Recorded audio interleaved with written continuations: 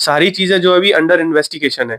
तो ये बच्चा स्कूल के अंदर एंटर करता है, जैसा आप वीडियो में देखा होगा। एंटर करने के बाद ये ना सीधा डायरेक्ट फर्स्ट फ्लोर पे अटैक करना स्टार्ट करता है, यानी कि शूटिंग करना स्टार्ट कर देता है। जैसे ही गेट से दो बच्चे निकलते हैं वो ऑन द स्पॉट उनको शूट करता है। बट वहां पे वो स्टूडेंट की जगह वो टीचर जो थे ना, वो उसको निकालते हैं, बचाते हैं, बट वो टीचर को भी शूट कर देता है।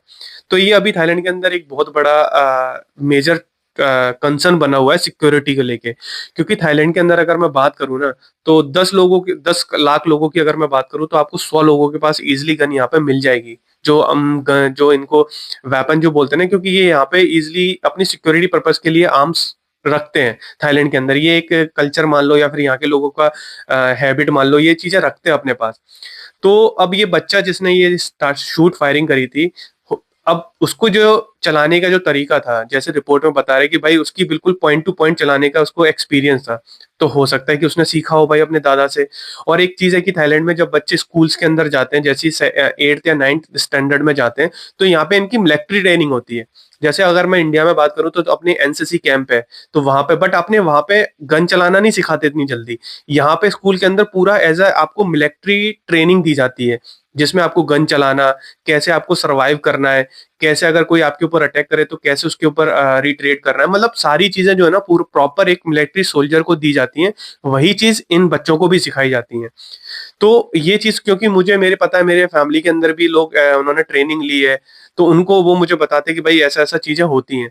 तो ये एक्सपीरियंस उसको वहां से भी मिल सकता है, बट कोई गारंटी नहीं कि इसको वहां से मिला है। तो अभी रिसेंटली थाईलैंड के अंदर ये जो इंसिडेंट हुआ है ना, ये काफी डरावना है, काफी अनकंफर्टेबल है कि भाई थाईलैंड के अंदर स्कूल के अंदर जो मास फायरिंग या जो मास किलिंग होती है वो कब रुकेगी। क्योंकि अब लोग जो है, यहाँ के जो प्राइम मिनिस्टर है वो उस स्कूल में उन्होंने विजिट करा। उन्होंने बोला कि भाई स्कूल के अंदर अब जो है हम मेटल डिटेक्टर वो लगा देंगे मशीन, एंटर करोगे तो वहां पे आपकी चेकिंग की जाएगी। अब ये सारी चीजें जो है ना, वो जब चीजें हो जाती हैं तब जाके इम्प्लीमेंट करने की बात करते हैं। तब हम बहुत सारी चीजें बोलते हैं, हम ऐसा करेंगे, वैसा करेंगे, ये नया रूल ला देंगे। इससे पहले 2 इंसिडेंट हुए, वहां से आपने क्या सीखा? मतलब जब चीजें कोई होती हैं तभी हम उस चीज को सीखते हैं। तो ये तो एक बिल्कुल अटपटा आंसर है जो यहाँ के प्राइम मिनिस्टर ने दिया है। वैसे ही अगर मैं इंडिया की बात करूं तो इंडिया में भी वो सेम चीज है। हम पहले चीजों को सीखते नहीं है, जो इंसिडेंट हो चुके हैं उनसे हम नहीं सीखते हैं। हम वेट करते हैं कि दूसरा कब होगा, तब हम सीखेंगे। जैसे अभी रिसेंटली अगर मैं बात करूं इंडिया की, तो इंडिया के अंदर कंटिन्यूसली बिल्डिंग्स के अंदर फायर वाला जो इंसिडेंट है वो कंटिन्यूसली हो रहा है।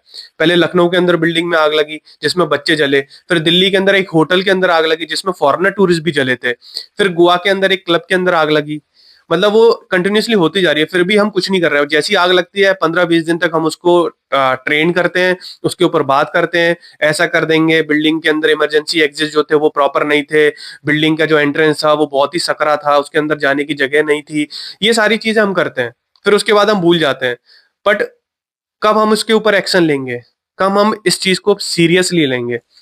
तो समझ नहीं आता कि लोग हम गवर्नमेंट को ब्लेम करते हैं, पर गवर्नमेंट उसको इम्प्लीमेंट कब करेगी? ब्लेम करना भी हमारा एक हद तक जायज है, पर हम खुद भूल जाते हैं कि भाई पिछली बार क्या हुआ था। तो ये चीज अभी थाईलैंड के अंदर काफी वो बनी हुई है, क्योंकि ये कल का इंसिडेंट है। और यहाँ पे एक चीज मैं बताऊं, ये जो इंसिडेंट हुआ है ना, अगर मैं बैंकॉक की, जो लोग बैंकॉक ट्रेवल करके गए होंगे या फिर बैंकॉक में जिन्होंने घूमा होगा, बैंकॉक के जो सेंट्रल एरिया है ना, जैसे अगर मैं बात करूं सियाम है, अशोक, नाना, या फिर आपका फाया थाई विक्ट्री मॉन्यूमेंट, यहाँ से ये 15 से 20 किलोमीटर की दूरी पे ये प्रोविंस है नोंथराबुरी करके, जहाँ पे ये इंसिडेंट हुआ है। अभी रिपोर्ट इन्वेस्टिगेशन चल रहा है, अभी कुछ फाइनल आया नहीं है। जैसी कुछ फाइनल होता है मैं आपको बताऊंगा कि भाई एक्चुअल में क्या सिचुएशन थी जो ये स्टूडेंट ने ऐसी हरकत करी। और यहाँ पे एक चीज और है, जब स्टूडेंट ने ये फायरिंग करी तो लास्ट एंड द मोमेंट उसने खुद को भी शूट कर लिया। पर जब उसको हॉस्पिटल ले जा रहे थे तो वो ऑन द वे में उसकी डेथ डेथ हुई थी। मतलब ऐसा नहीं कि उसने शूट करा था वो ऑन द स्पॉट मर गया था, नहीं। बट उसके जब उसको हॉस्पिटल ले जा रहे थे तब जाके उसकी डेथ हुई थी। तो दोस्तों अगर मैं बात करूं यहाँ पे कि भाई एक स्कूल को सिक्योर कैसा करना है, क्योंकि ऐसा नहीं होता कि स्कूल की बड़ी बड़ी दीवारें बना दो, कैमरे लगा दो और वहां पे सिक्योरिटी गार्ड लगा दो। वो तो एक एक छोटे लेवल तक ठीक है, आपने सिक्योरिटी गार्ड कर दी, बट वहां पे आपका सबसे बड़ा सिक्योरिटी कंसर्न है पेरेंट्स को लेके। पेरेंट्स को एक ट्रस्ट होना चाहिए कि भाई हमारा बच्चा जो है वो उस स्कूल के अंदर प्रोटेक्ट है। प्लस टीचर की सेफ्टी, भाई उस स्कूल के अंदर जो टीचर पढ़ा रहा है, वो उस टीचर को एक प्रॉपर सेफ्टी मिलनी चाहिए कि भाई टीचर जो है वो डिपेंड है पूरे स्कूल के अंदर, क्योंकि जब वो एंटर करता है तो स्कूल की रिस्पॉन्सिबिलिटी होती है, चाहे वो बच्चा हो चाहे वो टीचर हो, प्रोटेक्ट करने की।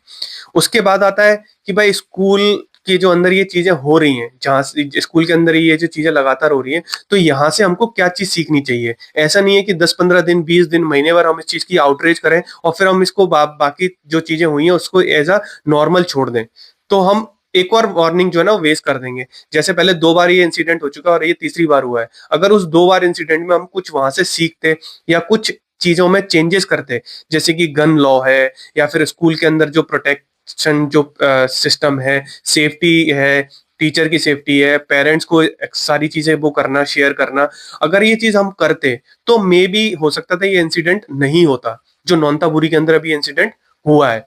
बट हमको इस चीज को नॉर्मली नहीं करना चाहिए, हमको इससे कुछ चीजें सीखनी चाहिए, अदरवाइज ये भी जो वार्निंग है ना वो भी वेस्ट चली जाएगी। और एक चीज, प्रिवेंशन तब होती है जब हम वार्निंग को ट्रेजेडी बनने से पहले सीरियस लें। ऐसा ना हो कि हमने इसको भी इग्नोर कर दें, सारी चीजें जो है हम भूल जाए, वापस से अपनी नॉर्मल लाइफ में चले जाए।